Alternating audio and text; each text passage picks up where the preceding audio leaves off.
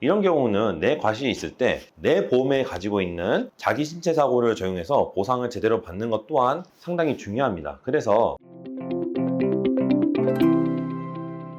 보험금 청구 기술 보청기 구독자 여러분 반갑습니다. 오늘 시간에는 내 과실이 존재하는 교통사고를 어떻게 처리할까에 대해서 알아보도록 하겠습니다. 자, 교통사고가 났어요. 내가 차를 끌고 가다가 다른 차와 부딪혔어요. 그래서 대인 접수를 하고 이제 그에 맞는 치료를 시행하고 그다음에 치료를 종결한 후에는 보험사하고 합의하는 것이 일반적인 교통사고 내용이죠. 자, 그런데 교통사고라는 게 내가 잘못이 없는데 나는 사고도 있지만 내가 잘못해서 혹은 내 과실이 조금 존재하는 그런 교통사고 또한 존재합니다. 그럼 이런 경우는 꼭 대인배상으로만 처리해야 할까? 혹시 다른 방법은 없을까? 라는 게 오늘의 주제 되겠습니다. 자, 교통사고 발생했어요. 교통사고 경위는 2차선으로 직진하고 있는 차가 1차선에서 갑자기 우회전하는 차선 변경하는 차에 부딪혔습니다. 깜빡이 켜지 않았고요. 그래서 그 차에 부부가 타고 계셨는데 119 후송에 계셨고, 그래서 확인해봤더니 손목이 골절돼서 핀 고정술을 시행했고 입원 치료를 시행하고 퇴원했습니다. 그럼 저희가 이제 교통사고 피해자의 이제 피해액을 산정을 해야 되는데, 그럼 저희가 이 네 가지를 봐요. 그래서 요약을 해보니까 소득, 환자의 나이, 피해자 과실,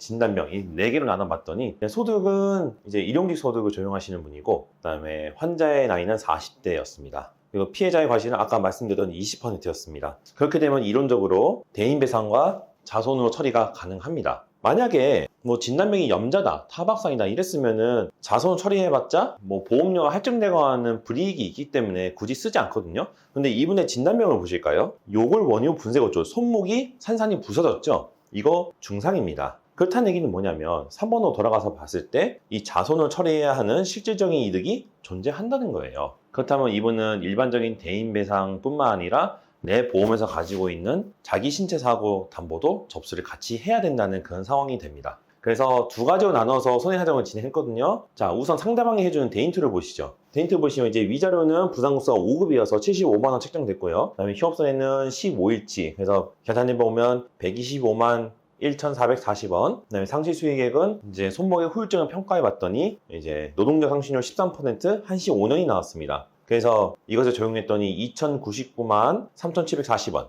간병비는 부상급수 5급이라서 15일치가 나왔고 176만 6,730원. 그 다음에 기타 손해배상금은 30일 통원했으니 24만원입니다. 그래서 치료비를 제외한 이 5가지 항목을 합해봤더니 2,500만 1,910원입니다. 근데 환자가 과실이 있죠. 20%. 그래서 아까 요 금액에서 과실상계를 하고요. 그 다음에 치료비는 606만 8,410원이 나왔습니다. 여기에 대한 20%도 내가 물어야 되거든요. 피해자가. 그렇다면 치료비도 상계해서 최종 금액이 1,878만 7,840원이 나왔습니다. 이 금액이 대인배상 합의금입니다. 그 다음에 내 거에서도 자손, 자기 신체 담보를 적용해야 된다고 말씀을 드렸죠. 근데 자손의 경우는 방법이 조금 다릅니다. 부상과 후유장애 둘로 나눠서 봐야 되거든요. 우선 부상부터 보실까요? 이분이 자손에서 보험가입 금액이 1,500만원을 가입하셨기 때문에 아까 부상급수 5급이었으니까 500만원. 이 500만원 한도 내에서 아까 말씀드렸던 위자료, 휴업손해, 간병비, 기타 손배금 등등등을 20% 과실상계했던 금액을 이 500만원 한도 내에서 받으셔야 되는 거고요. 그 다음에 두 번째 후유장애를 보실까요? 자, 후유장애 구분을 보시면은 이분이 가입한 금액은 1억 원이에요. 그리고 이제 장애 등급은 한시장애라서 14급이기 때문에 이렇게 400만원